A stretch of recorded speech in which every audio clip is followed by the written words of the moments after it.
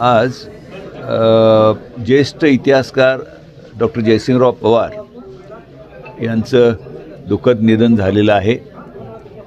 वास्तविक ते एक 1.5 महिन्यापूर्वी अस्त्राधारला ॲडमिट होते.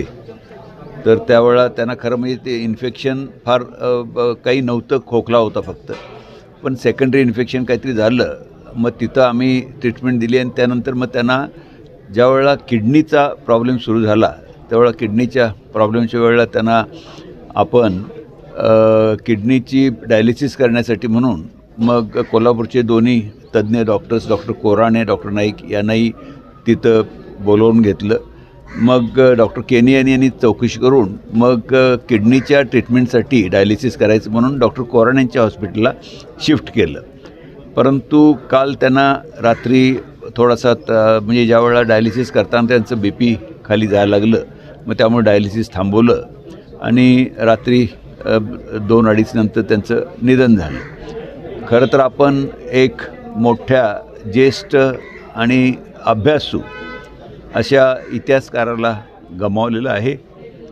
म्हणजे त्यांनी म्हणजे छत्रपती शिवाजी महाराज, राजर्षी शाहू महाराज यांच्यावर जे लिखाण केलेलं आहे ते लिखाणाचा ठेवा हा भावी पिढीला फार मोठा ठेवा आहे, ज्याच्यामुळं आज या नवीन जे लोक काही PhD करू इच्छितात तर त्यांना जयसिंगरावांच्या या ग्रंथातून बरंचसं काही मिळण्यासारखं आहे.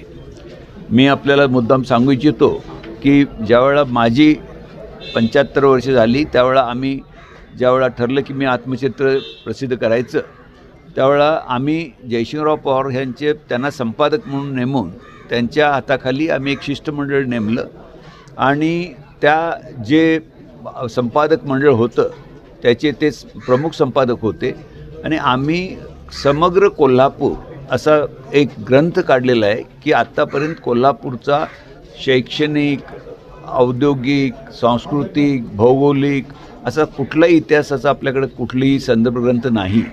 तर तेही त्यांनी जयसिंगरावांनी फार मोठं काम केलेलं आहे.